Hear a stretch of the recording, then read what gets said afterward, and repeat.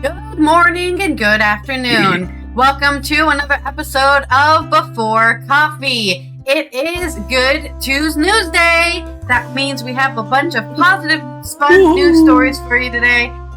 Good discoveries in medicine and in my camera turning on and off again, as well as, people doing good things for their fellow human beings and, some human ingenuity. Yes. And determination. We're not going to let any of this bullshit keep us down. This is first and only international game show Before Coffee. It's a father-daughter podcast where we look up our stories 10 to 15 minutes before we started. We have just got caffeine in our bodies and we're learning to read live on stream. Let's get into today's positive headlines.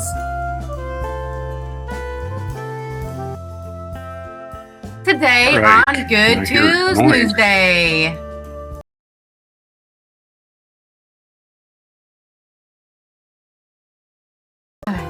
Mystery of 12,000-year-old animal carvings found in uninhabitable desert. Thousands, including many visitors, volunteer in Taiwan to help flood victims following the typhoon. In happy Good Tues Newsday, Japan just switched on Asia's first osmotic power plant, which runs 24/7 on nothing but fresh water and seawater. That's nifty. AI tool helps researchers treat child epilepsy. And an AI tool also helps researchers discover breakthrough antibiotic treatment for bowel disease. And California's massive dams are gone, and now the salmon have reached a new upstream milestone. Am I a bad person because you can see my nipples? Eloise Eptos on making stand-up sexy. And it's National Taco Day. No, we're not talking about talks a lot and chickens out Trump. We're talking about the food item. So belly up and have some tacos. It's October 7th, 2025 on Before Coffee.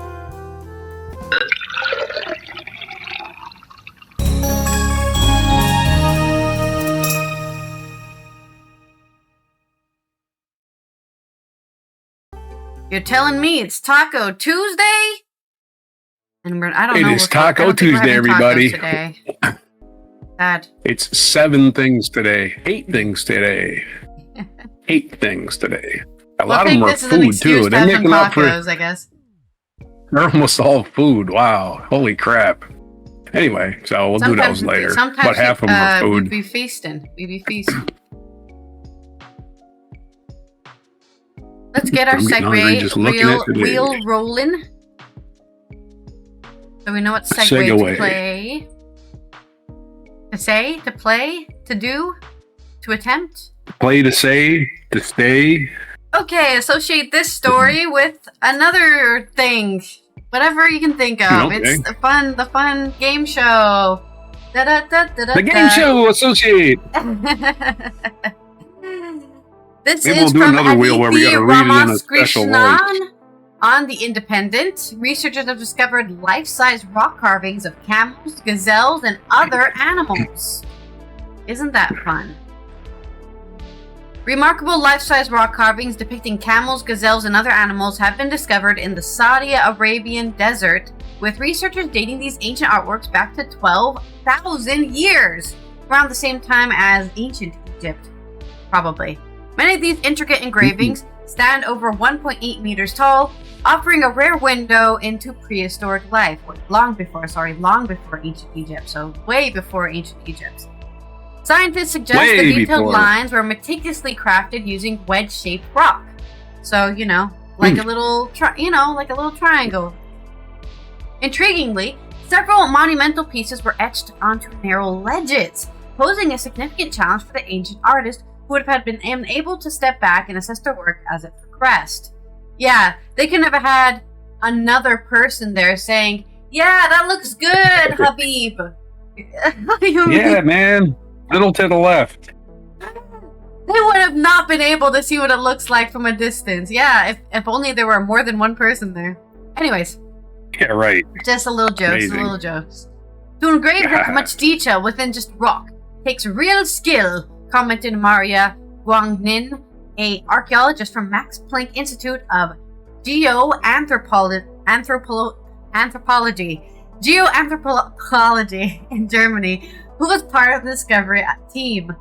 The presence of these animal carvings and associated engraving tools at the site suggests human habitation in the region occurred some 2,000 years earlier than previously understood. However, the precise methods of survival in such arid conditions remain a mystery, with researchers pondering whether communities relied on shallow, seasonal lakes or water collected in deep crevices. While rock art has been a feature of Saudi Arabia for millennia, as Guanin noted, dating older engravings often proves challenging. This is primarily due to the absence of written elements and a scarcity of organic remnants like charcoal, which are typically crucial for laboratory analysis. First, I think they're talking about carbon dating. If there's no carbon, you can't date it, can you? Right? It's just rock. It's just ancient rock. We know relatively little about art in the Middle East during this very ancient period of human past. Michael Harrower, a Johns Hopkins University archaeologist who wasn't involved in the research, said in an email. In the latest sedimentary rock can be carbon dated, but not igneous rock, right? Yeah, that's the problem. This is soft rock that you can carve into easily with another rock. Yeah, it's sedimentary then. Yeah, it's sedimentary. I mean, I guess I can't really show. Well, it will have it's carbon. Weird that they're not telling me what kind of rock it is, but I'm expecting it's some sort of soft rock because. Yeah. Sorry for the geology, but yeah, igneous rocks are like granite. I don't want to be a geologist, so I completely, it's fine. But yeah, I wish they would tell me that it just says it's a rock and it's, sandstone maybe? It could be sandstone. But yeah, it's really weird that they haven't said what kind of rock it is. In the latest discovery, scientists found a rock pick buried in the landscape directly under the carvings, allowing them to date the tool and the art it was used to create it. So the harder rock was probably carbon dated, so the one they're using to carve. The findings were published today on the 7th of October in the journal Nature Communications. If you want to read the entire story, entire findings, Nature Communications journal. Scientists weren't sure if people lived in the desert during this time period, since conditions were dry and water was thought to be scarce. Yeah, because the Earth has always been the same for the last 12,000 years. They thought people may have moved in later when the landscape was marked by greener pastures and lakes. One of the carvings depicted an ark, an ancestor of the wild cattle that didn't live in the desert that went extinct. That made Guangin wonder if the artist had encountered the animals by traveling somewhere else during the dry season. They must have really been fully established communities that knew landscape really well, she said. Yeah. And then there's one comment here from Anamald, which says, just like the Sahara, the Arabian desert was likely much less arid 12,000 years ago, which is exactly what I was saying.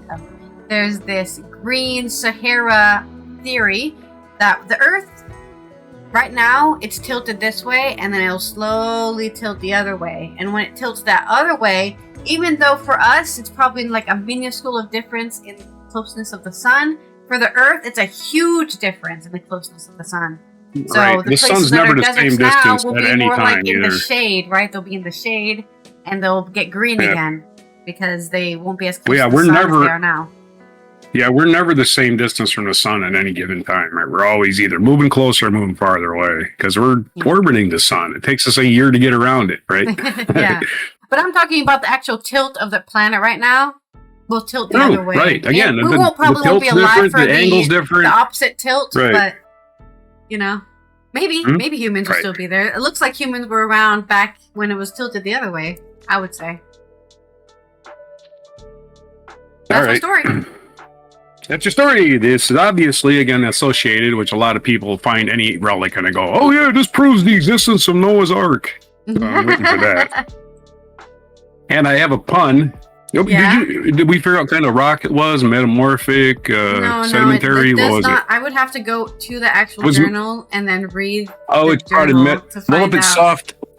Yeah. If it's soft and metamorphic, then it's probably like marble, but it's not. It's not igneous It does rock. not look like marble. That's It really looks hard. like sandstone to me. Yeah, so anyway, I took it for granted. Oh man, I love negatives. That's a terrible pun, but that's what I do. Anyway, That's next amazing. story. Okay, wait, let me give you something for that. I know pun wasn't what I spend, but well, I couldn't resist it. It wasn't what I spent. Is it spend or spun? I think it's spun. Thank you very much. Yeah, Thank you what very you much. spun. Okay, my next story is another shorter story about humans helping each other. That's right. We're not just fighting each other over No, not that. things that don't matter. We are helping each other live They're and much survive on different. this planet. This is by Andy Corbally on Good News Network. Taiwan society has mobilized in response to the flooding after a typhoon made landfill on the East Asian landfall. I think not landfill. There, Andy. Landfall on the East Asian island, including visitors and foreign residents. With those arriving with rain boots and shovels dubbed Shovel Supermen, and those arriving to cook meals for those whose homes were destroyed dubbed Cooking Supermen. It's a touching and inspiring example of all hands-on-deck response to a disaster.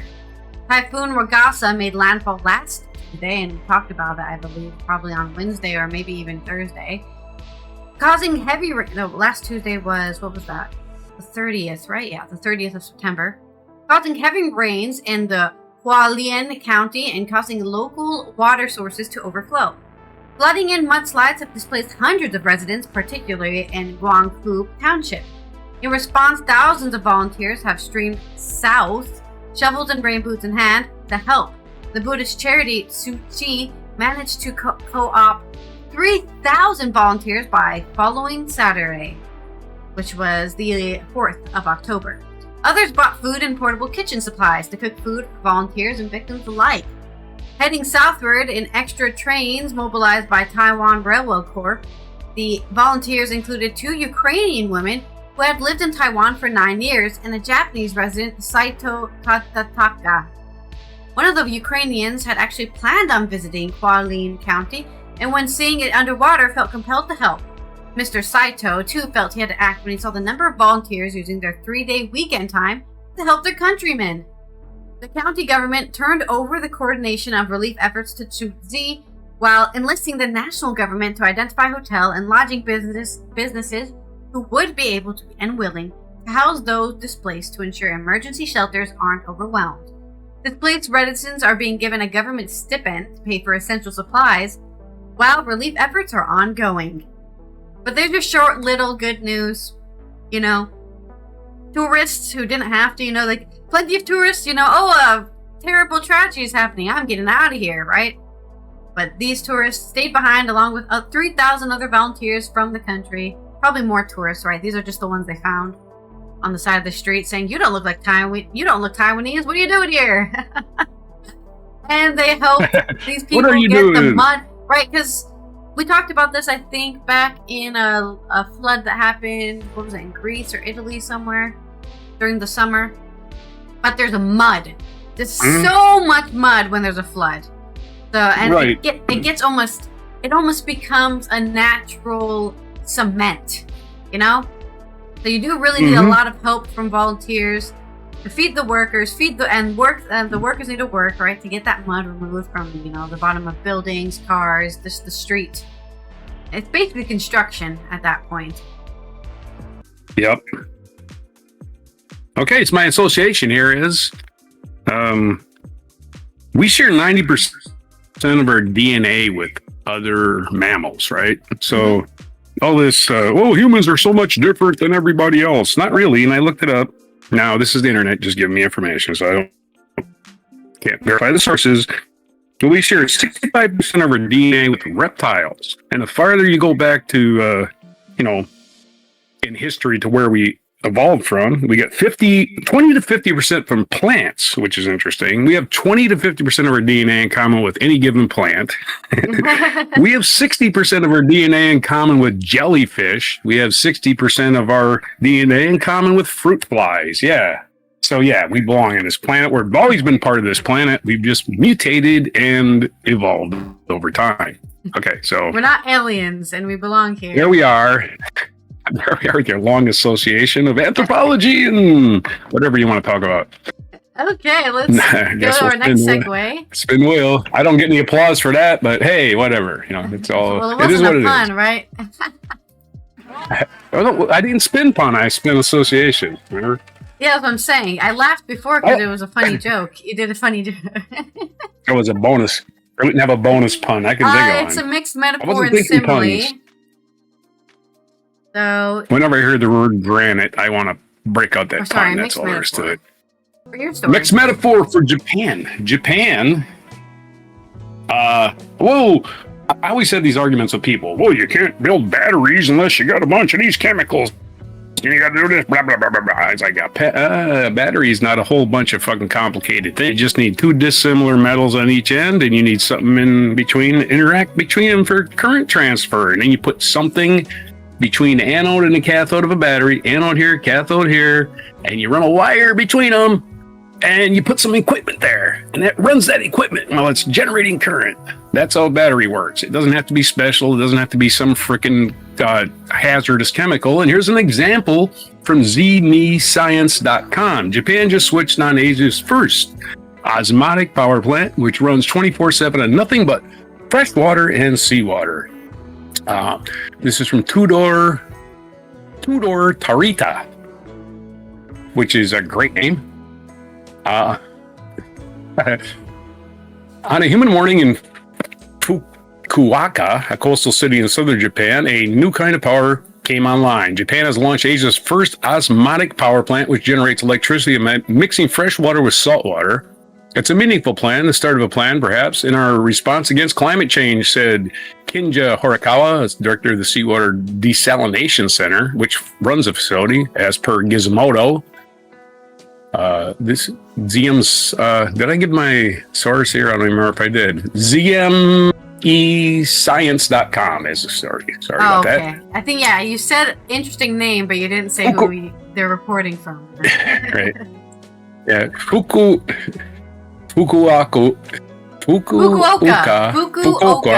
plant is I'm hopefully I don't say it too many times today.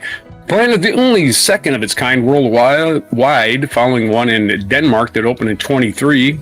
Japan's version is larger and marks a step forward as little used but promising renewable energy source. The plant will generate about 880,000 kilowatt hours of electricity per year, enough to help run a nearby desalination facility and supply around 220 homes. That equals the output of 2 soccer fields of solar panels, but osmotic power keeps running day and night in any weather. What is osmotic powered? Well, let's get into it. Osmosis is the same process that helps plants draw water from soil and allows our cells to stay hydrated. The capillary action is what it's scientifically called. Put simply, it is moving the water from areas of low salt concentration, like fresh water, to areas of high salt concentration, like seawater, through a special membrane. Osmotic power plants put this passive movement to work. Fresh water or treated seawater is placed on one side of a membrane. Fresh water or treated wastewater. Treated wastewater, it means it's had all the salt taken out of it, all the saline, is placed on one side of the membrane. On the other side is seawater, made even saltier by concentrating leftover brine from the desalination process, so they make it extra salty. Of course, salt water is very corrosive and makes a outstanding battery catalyst, or what do you want to call it, electrolyte. However, it will corrode everything really fast, so you can't really use it as a long-term solution as an electrolyte. Anyway, we're doing something different. We're using the motion of osmosis to create energy. The difference in saltiness pushed the fresh water across the membrane, increasing the pressure on the saltwater side. Therefore, you have motion. Motion will definitely create electricity. That pressure is used to drive a turbine, generate electricity. It's also noteworthy that the Japanese plant uses concentrated seawater, the brine left after removal of fresh water in a desalination plant, as the feed, which increases the difference in salt concentrations and thus the energy available. Professor Sandra Kentish, a chemical engineer at the University of Melbourne, told The Guardian. Melbourne. I don't think it's Melbourne, Florida. The process is completely renewable. It produces no carbon dioxide, and because oceans and seas are virtually boundless for the stacks, osmotic power is a stable source of electricity generation that can operate 24 hours a day for every day of the year. Horikawa told NAK, "Why haven't we used this before? For something that sounds so elegantly simple, osmotic power has been stubbornly difficult to scale.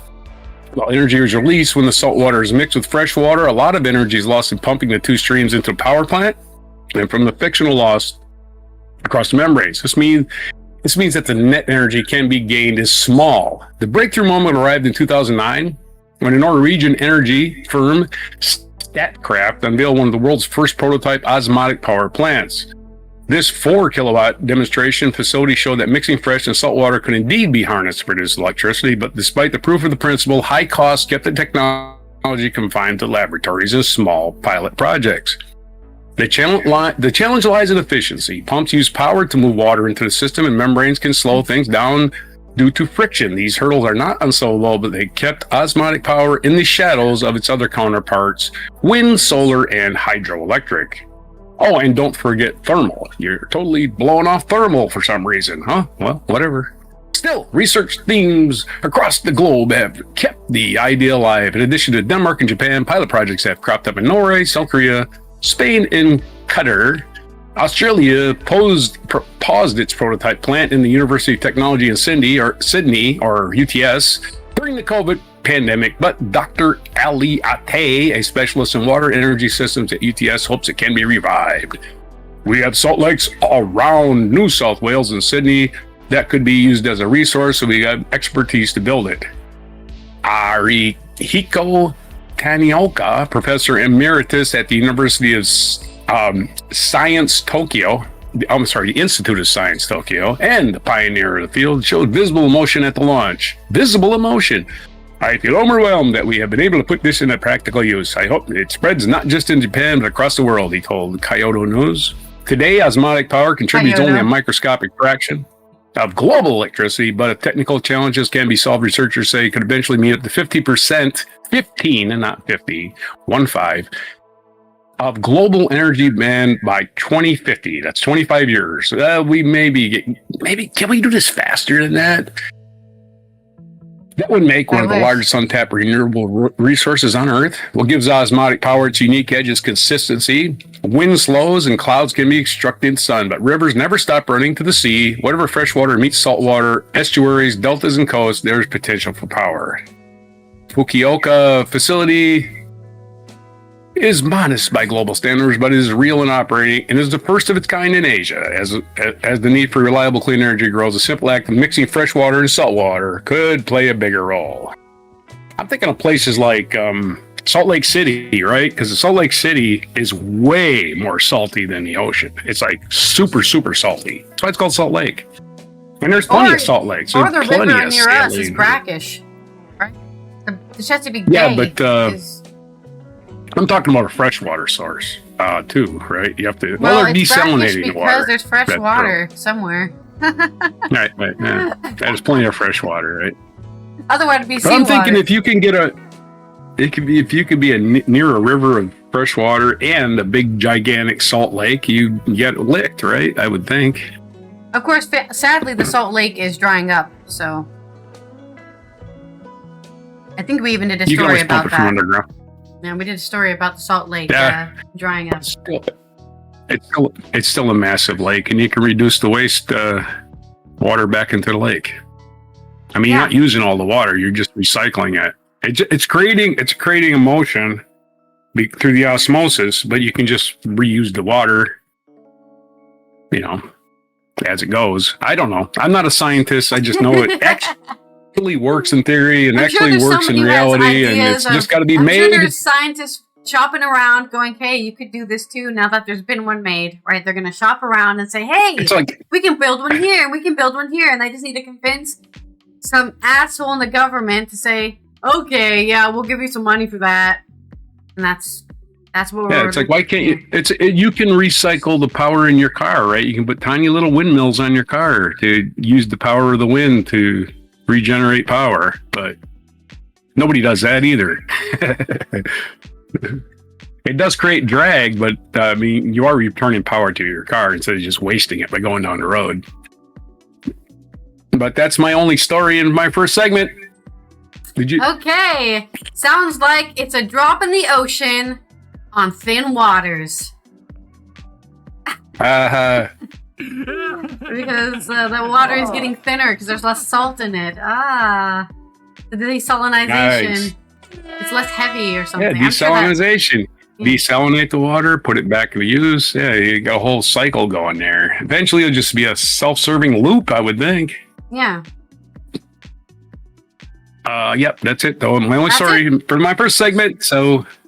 Okay, let me roll the segue wheel, and also hello, Omlin. Omlin is here. Thank you for checking in. Hello, Omlin. Claiming the gold Happy medal. Tuesday. 13 medal. She's Happy been Taco first Tuesday. in the stream several times. Taco And Tuesday. Taco I hope you're having a Tuesday. good Tuesday, especially with all these positive news stories we're sharing over here. Mm-hmm. Segway wheel. It's time for a bad pun. Yikes. About AI, because these two stories are about AI helping medical people in the medical. It's helping. That's it's a helping challenge. medical stuff. Think of the word I want to use.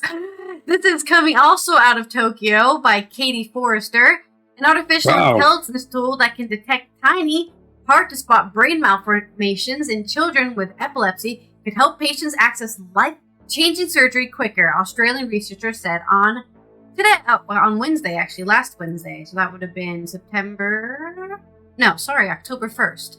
In the latest example of how AI, which can crunch vast amounts of data, is... Or maybe they mean Wednesday in Japan. No, because it just turned Wednesday in Japan. No, they must mean today. No, maybe they do mean today. No, this is October 1st. Okay. I was also confused, like, when is this Wednesday?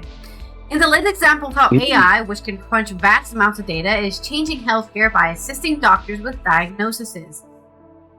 Epilepsy has several different causes, and overall, around 3 in 10 cases are down to structural abnormalities in the brain, experts say. These are often missed on MRI scans, especially the smallest of lesions, sometimes hidden at the bottom of a brain fold. Uh-oh. Wait, you mean having brain folds is bad now? A team led by Emma McDonald-Lowers, a pediatric neurologist at the Royal Children's Hospital in Melbourne, trained an AI tool on children-made brain images to find lesions the size of a blueberry or smaller.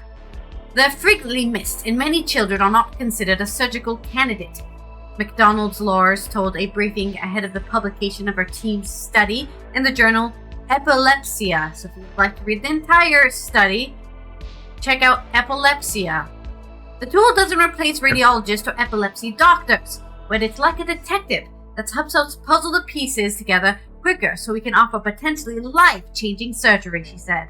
Yeah, instead of having to open up someone's brain and put your fingers in there and look around and go, I don't see anything in here, right? The AI can go, it's right there on sector, A12, B6. Oh, okay, great, perfect. We found exactly where we need to go in the brain. We can open up the brain exactly there, take it out or whatever. Whatever they do,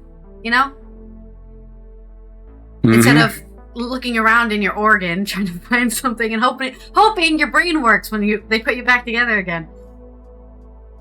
Of the patients who took part with condition known as cortical dysplasia and focal epilepsy, 80% had previously had an MRI scan come back as normal. So even though they have epilepsy and they're, struggling through life with cortical dysplasia, the MRI scan was just like, there's nothing there, buddy. There's nothing to see.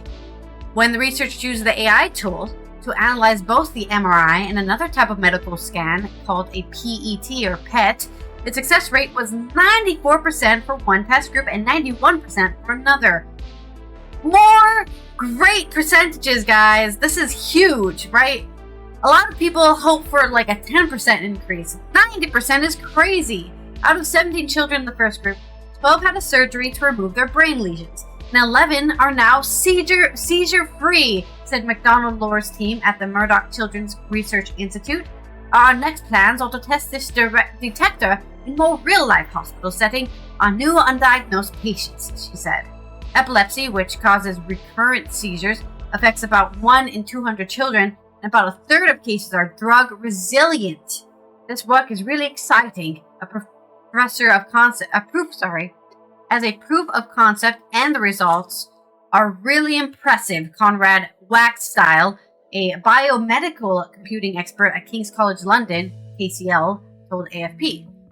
Similar research published in February by KCL team using AI on MRI data spotted 64% of epilepsy-linked brain lesions that were missed by radiologists. The Australian researchers used MRI with PET. That's why they had an increase in success. But some caveats are that the PET is expensive. It's not as widely available as an MRI. There is a dose of radiation like a CT scan or X-ray associated with it, Flagstyle noted. So, without the PET, it's still 64%, which is pretty good. But I think the idea here would be, you can do the MRI. There's a cheaper option. Use this AI to see the MRI. And it says, I don't see anything here. And then you go, okay, well, we're still not seeing anything on the MRI data. So we're just gonna, hopefully it's just a one-time thing. They come back and say it's still happening. Then they're gonna have to, churn out for that more expensive PET with the MRI, put them all together, and they'll probably find the lesion they're looking for so they can actually have some sort of surgery. This is the thing about medical care, right? It's not always go the most expensive option first, because you don't want to put your body through too much trauma for something that's not there. So, but either way, it's good news. We've discovered a way to find lesions in the brain without having to open you up first. Mm-hmm. You got a bad pun about that? I do. It's a bad pun. I gotta warn you. Definitely a bad pun. This was the story that we have hired an AI writer, but I haven't brought up. His name is Artificial. There's your bad pun.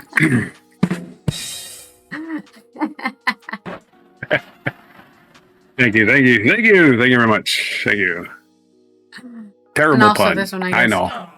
Terrible. Oh, I gotta send you a video here real quick. It's only a 1 minute video, so no chopping it up. No need to. Okay, my next story is more AI helping, but this time it's with an antibiotic for bowel disease. This is coming out of jet Hamilton. Right over the house. Hold on. Let me turn off. Sorry? Okay. I said there's a jet going over the house. Oh, okay. I didn't hear any of it, so it's fine. This is coming from Hamilton by Emily Barron Cadloff on the Canadian Press. Don Stokes Research Lab has discovered what could be a breakthrough treatment for Crohn's and inflammatory bowel disease in about 100 seconds. Rather, his AI sequencing tool discovered it in 100 seconds. Then, as Stokes said, his team spent about 6 months testing the results to confirm they were true.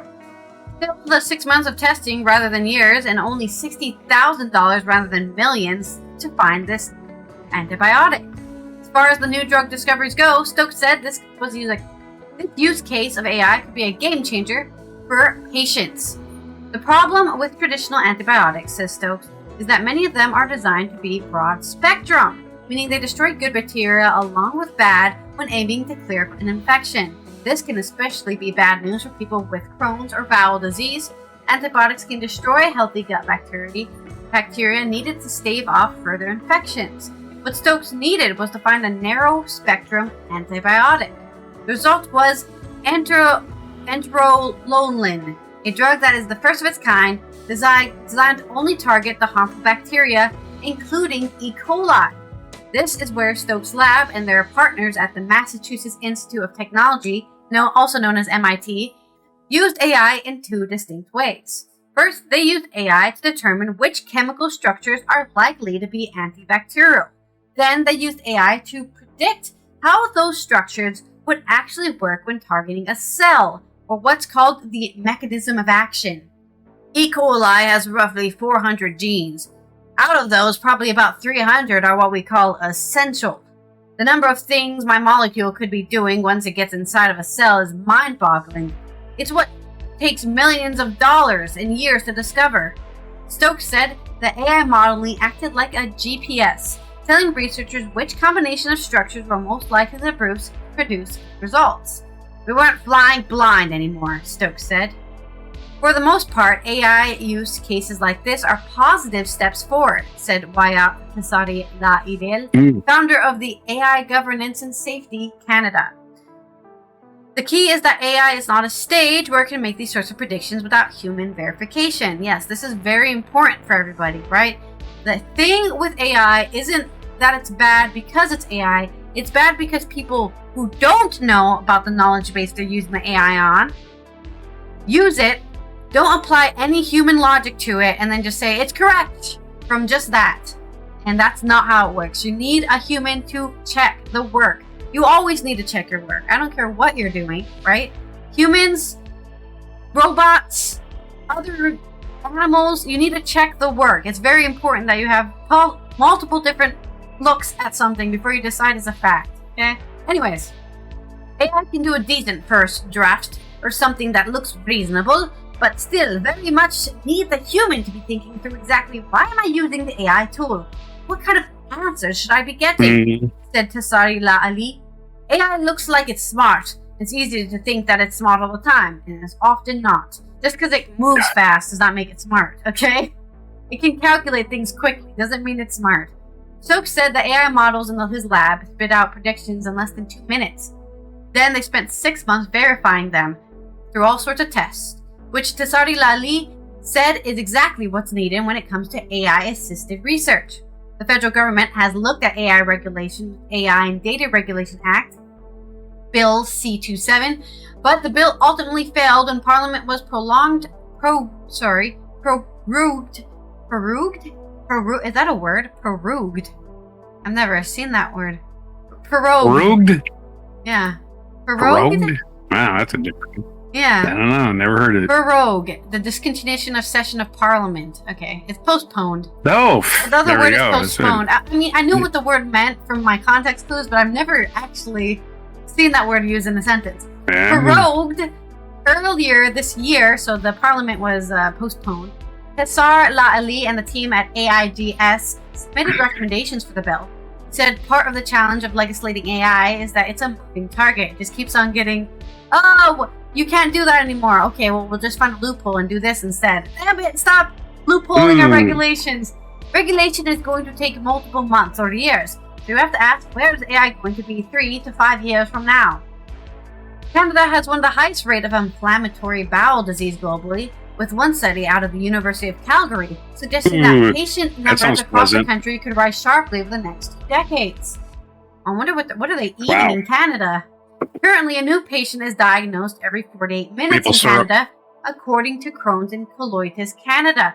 What the fuck? Every 48 minutes, almost every hour, there's a new patient for Crohn's disease. That's awful.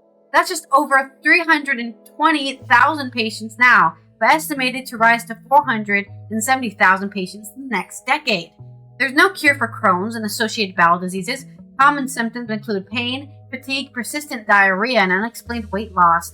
Stokes said he hopes his research and methods could help patients manage diseases better. More importantly, he said he hopes that AI can speed up this kind of medical research. AI is a set of tools to help us, domain experts, make better experimental decisions at each key point along the development of a drug, Stokes says. They're guiding us better, helping us make informed decisions that are likely to result in a success. And there's your story on AI and how you can use it to improve people's lives. Yay! To discover new antibiotics. Of course, we're talking about antibiotics. What about unclebiotics? There's your terrible pun. Nobody ever thinks of all of us poor uncles out here. I'm an uncle. I need some unclebiotics. Uncles never get any support, man. No, nothing, man. It's just like, hey, just an uncle. That's just Uncle Bob. Don't worry about him. Doesn't need any biotics. Uncle Bob. Yeah. All right. I guess it's time for the damn story. Here's your damn stories for today. Okay, I'll tell some Here's jokes another about some damn damn story. stories. Here's another damn story from the San Francisco Chronicle. Curtis Alexander, California's massive dams are gone. Now salmon reach new milestone. I wonder if the salmon know they're reaching a milestone. They're like, whoa, no, they only live once. They swim upstream and die. I'm pretty sure the female salmon keep living. Yeah, they all swim upstream and die and when they leave the ocean. Salmon, if you don't know, they're born in freshwater, they live in the ocean, and when it's time to die, they go back to where they were born if they can find it. This is from Curtis Alexander, an employee at Oregon Department of Fish and Wildlife. Oh, that's for a video. Let's skip that. Oh, sorry. This is from the San Francisco Chronicle. Curtis Alexander already said all that. A year after the celebrated removal of 4 dams in the Klamath River, salmon have etched a new milestone and are pushed into the once inaccessible waters of California and Oregon. Oregon wildlife officials last week captured a video of a Chinook salmon passing the first of 2 dams that still remain on the river above the sites of the former dams. These remaining dams continue to pose obstacles for fish. The salmon's ascent up the fish... Okay, Homer, calm down. The salmon's ascent up a fish ladder in southern Oregon's Keno Dam marks the farthest point upriver that salmon have been documented since the lower dams were removed, and it suggests that the Keno Dam may be less of a problem than many had thought. I bet you the people who don't want to take the dam out are celebrating, right? Oh, let's see, we can still get salmon upstream. The dam removal project, considered the largest in U.S. history, was done with the goal of opening fish passages on more than 400 miles of the Klamath River and its tributaries. Scientists, however, hadn't seen salmon get past the 41-foot-tall Keno Dam, which is 8 miles above the uppermost dam that came out until now. Salmon are again reminding us of their resiliency as they return to a portion of the river basin that hasn't seen salmon for more than 100 years. Phil Milburn, a watershed manager for the Oregon Department of Fish and Wildlife, said in the statement. Questions had swirled about whether salmon would be able to get past Keno Dam once the 4 lower dams were removed. The fish ladder at Keno Dams is old and doesn't meet state criteria for fish passage. Some had called for addressing the issues in the 1960s era dam earlier when the other dams were raised. Without fish access beyond Keno Dam, most of the historical habitat of the salmon is unreachable. The new video of the salmon confirms, however, that fish passage is least possible at Keno Dam. The camera that captured the ascent had been installed just a day earlier, which suggests that other fish may have climbed the ladder previously and simply gone undetected, according to Oregon wildlife officials. Still, how many fish are getting past the dam remains unclear, as is how much of an obstacle the dam really is for salmon. I gotta sneeze. Hold on. Maybe not. Just because we see a few going over the top does not mean it's completely passable, said Damon Goodman, a regional director for California Trout, which has been monitoring the return of salmon to the Klamath River. It warrants more study. Salmon began swimming into waters opened up by the dam removal last October within weeks of the last 4 dams coming up. About 2,000 Chinook salmon in the river's most populous fall run were confirmed to have moved through the footprints of old dams, though scientists think the real number could have been thousands more. Of course, they cross at night when you're not watching them, right? Salmon spend most of the short lives in the Pacific, but swim up rivers to spawn. The Klamath, which meets the ocean in Northern California's Del Norte County, runs through redwood forests along the coast and rolling hills inland before ascending into Oregon's southern Cascades. Ascending. We're tracing our river backwards, is what we're saying here. We're going backward to where it starts. The number of fall running salmon advancing upriver last year, which included at least 500 making it to Oregon, was widely viewed as a success for dam removal. However, Keno Dam was seen as something of a spoiler since non-fall rush fish were observed passing the facility. This year's fall run of salmon began much earlier in the Klamath River, due largely to river's improving conditions after the dam demolitions. More fish may ultimately succeed in getting past Keno Dam, which is key if the fish are to flourish in the cold, abundant waters upriver that are seen as vital for sustaining and even boosting their struggling salmon population. Oregon wildlife officials have been working with the owner of the dam, the U.S. Bureau of Reclamation, to make improvements to the fish ladder for salmon, including removing trash racks that keep logs from clogging up the passageway, but can also block fish. The Oregon Department of Fish and Wildlife is also partnering with Bureau of Reclamation and long-term study of fish passage at Keno Dam. This involves looking for such possibilities as building new fish ladder and even dismantling the dam. Above Keno Dam, Link River Dam sits in the Klamath River and in Klamath Falls, Oregon. The dam has a fish ladder that has been renovated, unlike the one at Keno Dam. Though salmon passage is still not assured, no salmon is yet known to have made it to the Link River Dam.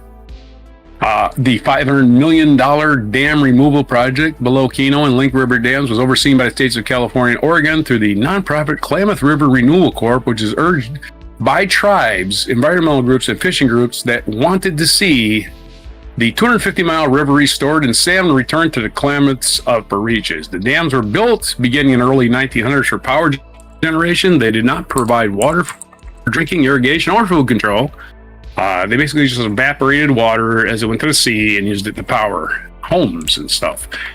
The former owner of the hydroelectric dams, Pacific Corp, agreed to dam removal because the facilities were old and required repair work, wouldn't have been cost effective. The Portland, Oregon-based utility and state of California funded the deconstruction work. So there you go. Good news for the salmons. Good news for the environment. And let's get rid of all them dams because they don't seem to be doing much that we couldn't just generate some other way. They generate some power, but they, it's old technology. Right, they got obsolete. Now. It's just old technology. Yeah, now. and repairs become cost prohibitive. You might as well just tear the dam out. Yeah, you know? It becomes if you don't one of the things keep, they just making sure your infrastructure is good, just get rid of it.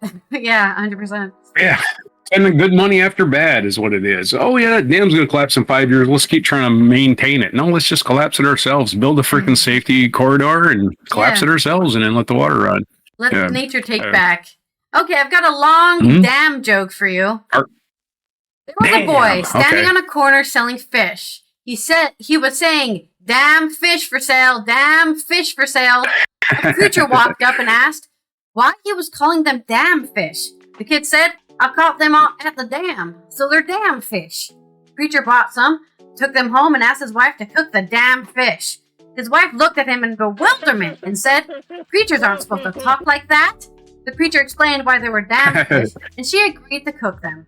When dinner was ready and everyone was sitting down, the preacher asked his son to pass him the damn fish. His son replied, "That's the spirit, Dad. Pass those fucking potatoes." There you go. There's your long. I thought it was very fitting because it's specifically about damn fish. So.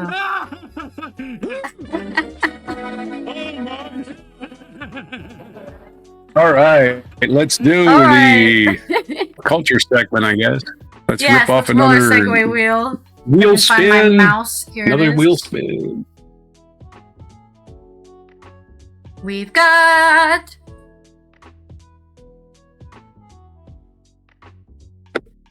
It's a haiku. Haiku, no, I got it right. Holy crap. For my culture news, which we're going to talk about a woman who has not let the haters hate and has said, "I'm going to do comedy and I'm going to be sexy at the same time. Get fucked." This is by Brian Logan. Okay. Brian Logan, Wilson, the Beach Boys. On The Guardian. I thought you said Brian Wilson. The Beach Boys guy. That's right. In the age of self-deprecation, the former cabaret star is infuriating fellow stand-ups by calling herself Australia's first attractive comedian and flaunting her sex appeal on the stage. There is this stereotype, right, that pretty women become actresses and, whatever, all that stuff. And then ugly women become comedians. That's like a comedy bit people tell, right? And she's like, "I can be funny and hot." Yep. And she doesn't care. Is Eloise Eftos really Australia's first attractive comedian? Her fellow countryman Sam Campbell has boyish charm after all. Then some of those frocks, even Dame Edna, cut quite the dash. But if you're thinking in these terms, if you're taking the claim at face value, you've already got the title to Eftos' hit stand-up show all wrong. You wouldn't be the first. I have fellow comedians telling me, "You shouldn't call yourself that," says Eftos. "I found that so fascinating and said that I was told I was stepping out of line just for using the silly title." She pauses. "Comedians are some of the most serious people I've met in my life. To find it funny they can't take a joke. It is funny, there are a lot of rules in comedy, right? You can't do that. You can't do this. You gotta punch down. You gotta do this. Blah, blah, blah. You can't do it. Why are there so many rules to making a joke? God damn. You can't tell those kind of jokes at my club. No. Eftos speaks from the vantage point of the outsider. As a still recent arrival in comedy, and because of her Greek and Macedonian heritage, palpably a significant thing for her when we talk over a video call. I say we, the interviewer, Brian talks with her over a video call. While she's at holiday after the Edinburgh Fringe. From that perspective, she rips into comedy and its macho myths in her show. Everyone tells you how hard it is going to be in comedy. It's not that hard at all, and publicly airs her beef with several prominent comics too. Titled Australia's first attractive comedian, the set secured for the 33-year-old at Best Newcomer nomination in Edinburgh, making a gleeful play in the uncomfortable space between comedy, feminism, and sex appeal. The fact that I don't do self-deprecating comedy rubbed people up the wrong way. It was, as Brian said to Eftos, one of those shows you can't believe hasn't been made before. So fertile is its territory for comedy. So uncomfortable. Clearly still for some, the inquiry. Can you both be funny and sexy? You might have thought that question had long since been resolved. There are no shortage of good-looking comics after all. But in Australia, says Eftos, everybody's doing self-deprecating humor and dressing down. Nobody's talking about how good-looking they are on stage. The fact that I don't do self-deprecating comedy rubbed people up the wrong way. Prior to life as a comedian, Eftos was an actor, an MC in a cabaret with the Pussycat Dolls vibe. The whole shtick was high status. You can't touch us up here. It was sexy and funny and strong. So when she moved to Sydney and took up live comedy, how else am I going to go on stage? How else am I going to get my name up there? Performing as a glam siren, supremely confident in her own sexiness, felt like an obvious way to go. And then there's a picture of her wearing like a crop top with a long sleeve, and then she's wearing just, I don't know what to call these, but I like to call them just underwear with tights. Like so many pop stars wear these, right? It's literally just like a diaper, a pop star diaper, right? I don't know, the chutzpah. It took chutzpah. I'm obviously confident on stage, Zeftos, but I also have self-doubt. You'd never guess when watching the show, which begins with a homage to Sharon Stone in Basic Instinct, and just gets sexier, or sillier. One of its most fantastic qualities is that you're never certain what's a joke and what's a brassy statement of fact. This reminds me similar to I forgot her name now. The pop star, the blonde pop star that did the stuff with a man's best friend, and she got in big trouble because she looks like she's giving a blowjob to a guy. Anyway, she does sexy stuff. Sabrina Carpenter? Yeah, Sabrina Carpenter. She does sexy stuff also to be silly, right? It's not that serious. Mm-hmm. She does it tongue-in-cheek, right? But people don't like that at all, right? They do not like at all that she's being sassy and being tongue-in-cheek. Right. With her sexiness. Like, I know I'm hot, and I know you know I'm hot, so let's stop acting like it's not a thing you don't know, right? Two couples in the crowd, as Eftos would have it, look at me as the other woman who's about to steal their husband when I walk out of the stage. And does she really consider herself so superior to the normies in her audience? Whose supposed erotic excitement at the very sight of her is animated in a hilarious running joke. The character is, says Eftos, a heightened version of me, except I'm a very anxious person in real life. The flack her act has drawn from veteran female entertainers, including, greatly to Eftos' alarm, Nia Vardalos of My Big Fat Greek Wedding fame, can only have added to the anxiety. From my point of view, right, as a girl, as a woman, I think there are probably jealous people. Right? They're just jealous. Uh-huh. Wait a minute, I could have been sexy on stage? Yeah, you can do it now. Don't get angry at somebody else for taking a risk you didn't take. And you can join in on that. But Eftos confronts that criticism head on in the show, taking the attack right back to the skeptics. I don't mean to have a go at them, she says, but I try to encourage us all to think differently. I can only imagine what they went through, getting into comedy as women in the 80s and 90s, but my experience isn't that different. It doesn't mean I'm a bad person or a bad comedian just because I wear a dress on stage and you can see my nipples. She goes on, as a woman in comedy, you're always being told, don't be too attractive, And even though the title doesn't refer specifically to female comedians, female comic friends of mine would say, well, that's how people will interpret it, so you shouldn't say it. Is it an act of feminist betrayal to foreground or send up your own attractiveness? What roles do you have to play to please society? Asks Eftos. To please men, versus this whole idea that if you're a real feminist, you mustn't do anything to please men. Alongside the big laughs, her show engages thoughtfully with those questions, receiving acclaim for doing so. I had a dream run, says Eftos, now of her Fringe show, the goal of which was to secure a UK management and profile prior to the London move. They get my sense of humor more over here, she says. An act who cut her comedy teeth watching Betty Hill, French and Saunders, Monty Python, all those old school British comedy. Now a follow-up stand-up show is brewing. My next hour will focus on the fact that I've never been in love and I don't think it's real, she says, tantalizingly. The comedy world, at least, now seems to be falling for Australia's first attractive comedian, and she couldn't be happier. I'm so grateful I get to do this as a job. I'd love to be performing live for the rest of my life. She'll be available to see from October 7th, so now, basically, from today until Saturday in London, so in Soho. If you find yourself in Soho Theatre in London, probably see her at a show as Australia's first and only attractive comedian. Right. If you're in Soho, go. The first and only international game show, right? It's supposed to be a bit tongue-in-cheek, but people aren't. Funnily enough, right? The comedians aren't getting the joke. Right. And if you're going to Soho, don't forget to get yourself some beef chow mein at Liho Fuchs. Anyway, sorry. That's from a song. You can guess the song. Werewolves of London. Sorry.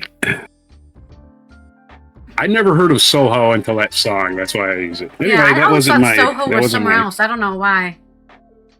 That wasn't my haiku. It probably wasn't what does even Soho a haiku. even mean? It doesn't sound like a word. So it's the Asian section of London. That's why it's called Soho. Okay. Yeah, that's why there's Liho Fuchs and beef chow mein there. My haiku is sexy funny. Maybe it really can be. Arousing laughter. Good one. There's my haiku. Okay. Let's go to our This Day in History and the final segue of Good Tues Newsday. And since it's the 7th day of Rocktober, we have to look back on this day in rock history. As I do my disc jockey voice. I'm going to do my disc jockey voice. Yeah, Alanis Morissette. She was born this day in she was born this day. All right, yeah, this day in rock history. Alanis Morissette in 1995 went to #1 in the U.S. album chart with their third album, Jagged Little Pill. The record produced 6 successful singles. I have not looked up the 6th one. I said I was going to. I forgot. Including You Ought to Know, Ironic, You Learn, Hand in My Pocket, Head Over Feet, and went on to become the biggest selling album ever by a female artist, with sales over 30 million. Yeah, 6 hits, and people still bought the album. That astounds me, right? People bought the single. They bought the single. They kept buying the singles. Why didn't you just... Here's when I was a kid, and there was 2 singles on an album that were any good. I bought the album. Because singles are $1.30. You get 4 songs and 2 singles, but you get about $7. You get 10 to 12 songs, and there might be 10 good songs on that album. You know, hey, they got 2 good songs. They might have 10. But I almost never bought an album based off one hit single, unless it was really good and I couldn't get the full album version of it. But that's this day in history. We'll go on to this day, and that's this day in music. We're on this day and not music for the most part. I'm sure there'll be music involved, and we're going all the way back to the mists of time, which is oh, by the way, I did see. I already told you I sent you a video. 1571, Allied Christian forces defeated the Ottoman Turks during the Battle of Engagement at the Battle of Lepanto. Not sure where Lepanto is, but maybe it was in Turkey. I don't know. 1765, the Stamp Act The Stamp Act Congress convened in New York City to frame resolutions of rights and grievances of the American colonies, right? Because what did they have? They had taxation without representation. And they got really mad about that. Meanwhile, they started taxing everything: marriage licenses, sugar, tea, and tariffs. Don't forget the tariffs. Yeah. The entire American Revolution was set off by tariffs. Isn't that interesting, right? 1780, militia forces supported American independence at the Battle of Kings Mountain in South Carolina. It was one of the few battles during the American Revolution fought solely between Americans. Americans against Americans. No stupid British or Hessians or anybody involved. 1826, the Granite Railway, the first chartered railroad in the United States, began service. 1826. Wow. Granite. We were just talking about granite. They did not take that railway for granted. There's your pun. 1849, short story writer, poet, and critic Edgar Allan Poe died in Baltimore, Maryland. So he's known as a Baltimore icon. He is. In fact, the football team is called the Ravens, named after Edgar Allan Poe poem. 1934, playwright, poet, novelist, and essayist Amiri Baraka, who wrote of the experiences and anger of African Americans, was born in Newark, New Jersey. Happy birthday to him. Probably isn't around. He'd be 91 if he was.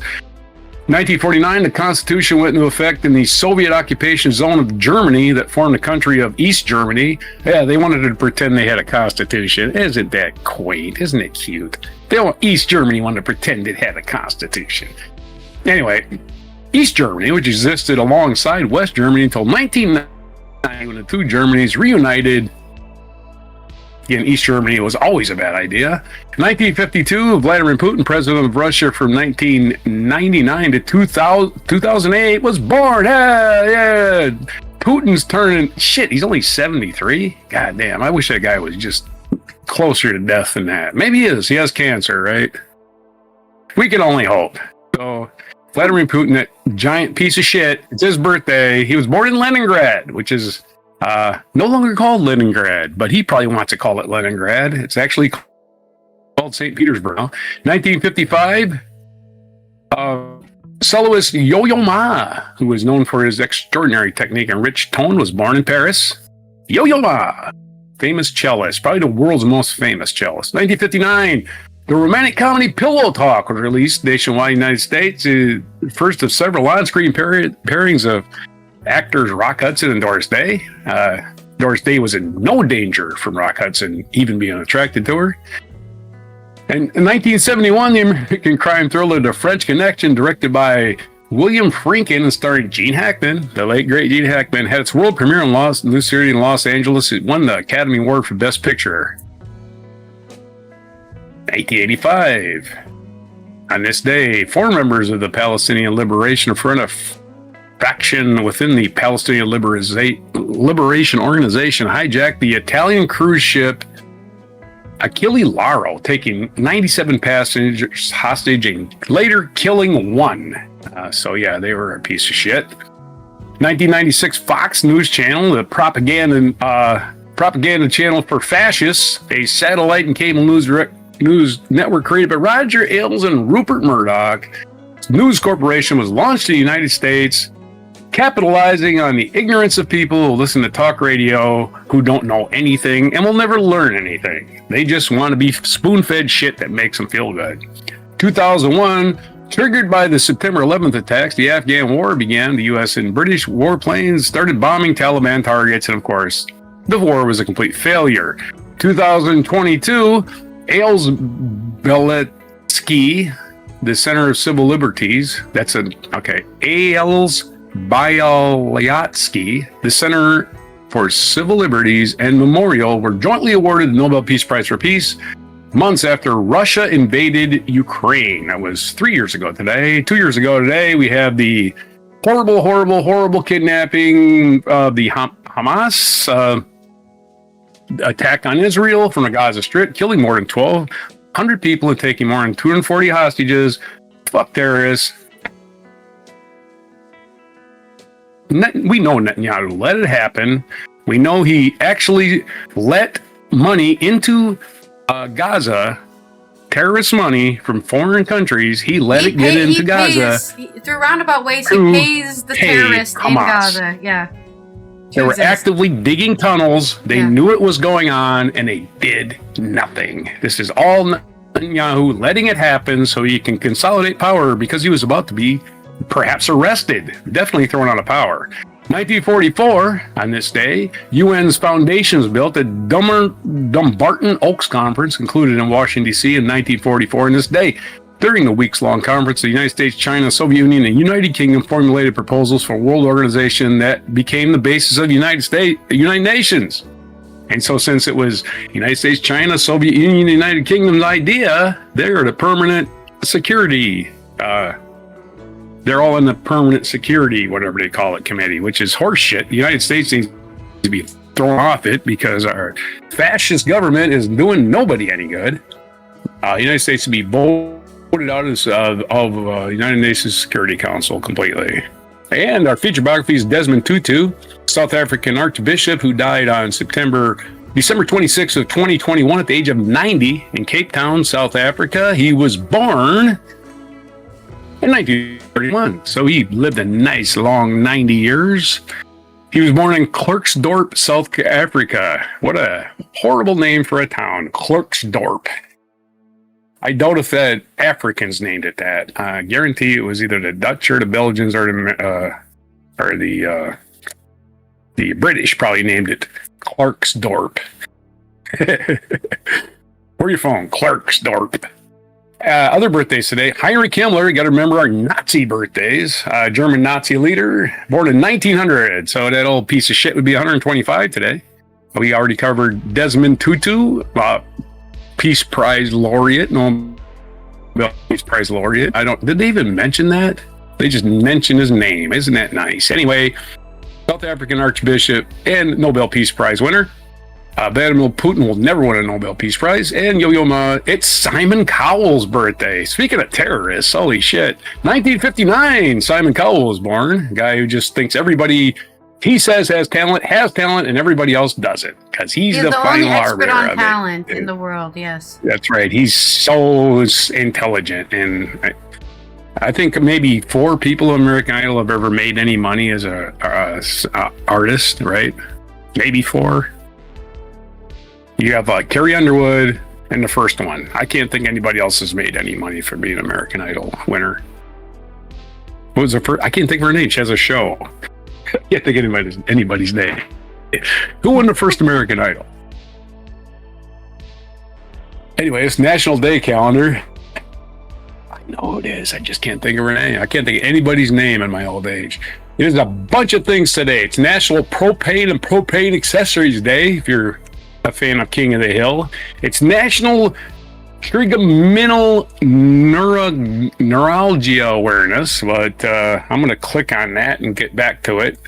And of course, as soon as I click on something, this sound starts in my ears, and I can't talk while somebody's talking in my ears. I find it impossible. All right, it's National Chocolate Covered Pretzel Day. It's a lot of good food today, man. It's National Inner Beauty Day. We all have that inner beauty. It doesn't always show, right? We don't see Donald Trump's inner beauty. We don't see Elon Musk's inner beauty. No, we don't. We don't ever see it. All we do is hatred and accusations. All we ever see. But you think somebody, somewhere in there, there's some inner beauty. Maybe not. Maybe it's just all, old potato peelings. Anyway, it's National LED Light Day, which most light bulbs nowadays are LED lights because they got stopped making those stupid, wasteful, hot filament bulbs. They didn't stop making them, but they're very specialized now. It's National Frappe Day. More food. Frappe. Ice cream that's not quite frozen completely.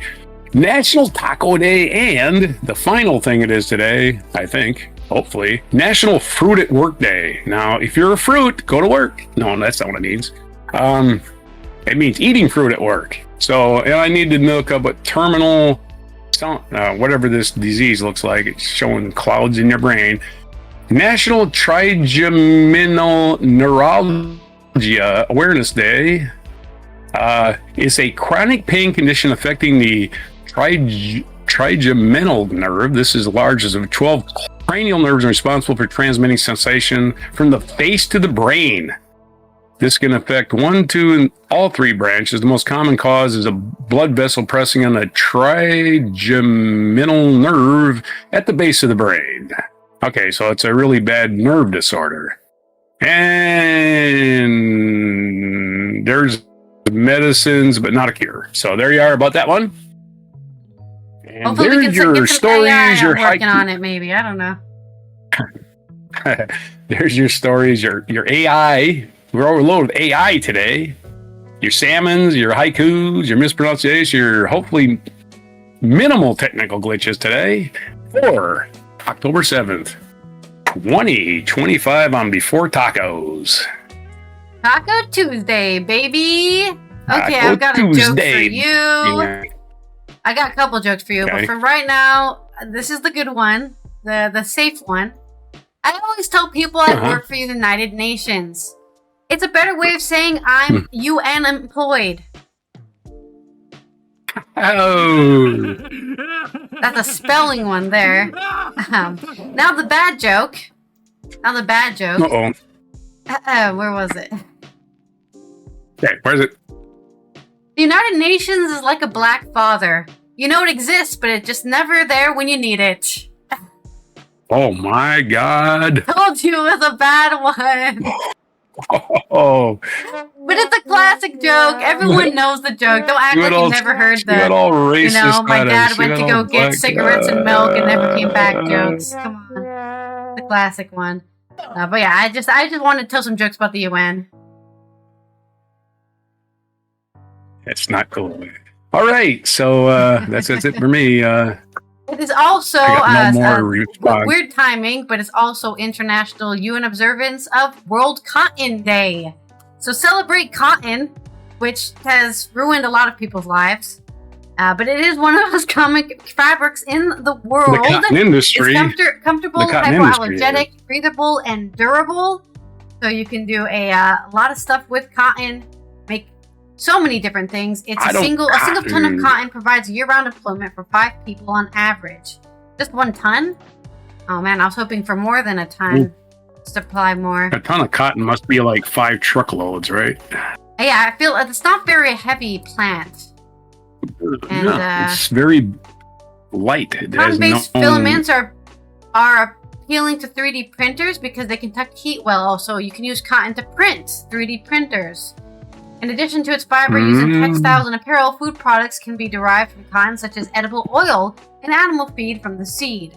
So cotton is a very widely used plant for all sorts of things out there. No matter how you spin it. No matter how you spin it, that's it. I remember the only thing one of the things I learned about in school was about the cotton gin, the invention of, because the cotton is in like these little barbs, right? And they invented a machine to basically you separate those, so you just get the cotton gin. Yeah, cotton I gin. don't know why I remember that until since that day that I learned that. Because it made cotton farming profitable, extremely profitable, because you didn't have to do it by hand anymore. Yeah, before. But you needed also more it doesn't people help to that they were pick. forcing humans to do it, right? So.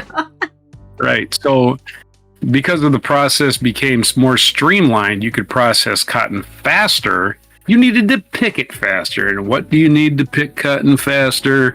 Slaves. Yeah. Or you could pay them, but who wants to pay people for work? Once we invent enough technology to replace, using people as labor, that'd be great. That's what we really want, right? I want robots to be constructing houses and stuff. I don't want people breaking their backs from hard labor for 50 years, The problem with AI is the same problem with computers. And the problem with computers has existed since we started using the initial operating systems that we use, and it's the same problem with AI. All the applications you're using it for now are well and good, but they're all based on disinformation. If you're based on disinformation, you're going to end up just like the computer. Hacky, useless, or most of the time, where you just got planned obsolescence and it just goes away. And all that really matters in the end is that some big corporation made a lot of money on it. But computers were a failure from the start, and they continue to be a failure, in my opinion. They should have got a better operating system to start with. Period. Yeah. End of it. It's also World Space Week there still are good until operating Friday, systems so out there, but we celebrate don't use them. space. And hope you guys enjoyed that harvest moon last night. Unfortunately, it was cloudy here, so I didn't get to see it. I did still go for a walk. It was very warm outside, but yeah, no moon. Didn't get to see the moon.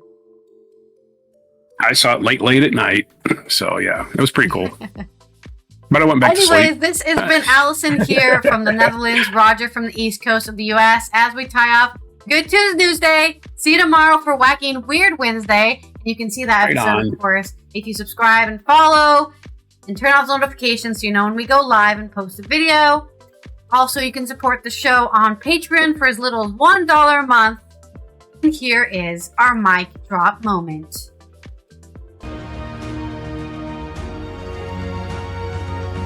Wow, kind of a nature. Intro scene in Environment News. A monumental moment in southern Oregon last week. You're looking at videos of a Chinook salmon ascending. There you are, the star of the show. One of those them salmon. The first visual confirmation of salmon making it that far upriver since 4 other dams were removed from the Klamath last year. Look how they're just playing it over and over again. Like, this is the only footage, just one singular salmon. They've been seen. This is the proof. Don't you love a fish story? Historic spawning grounds. Everybody loves a good fish story. Look at that beautiful river. Spawned in areas below the Kino Dam. And those happy salmon. In Oregon's portion of the Klamath River basin. Salmon just going upstream to die.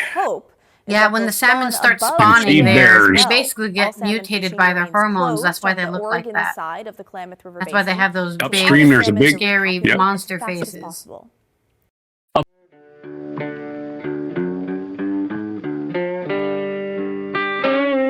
Be sure to hit the like, subscribe, and notify buttons, and follow our other channels, Toxic Alley, History of Gravy, and Scratchy Old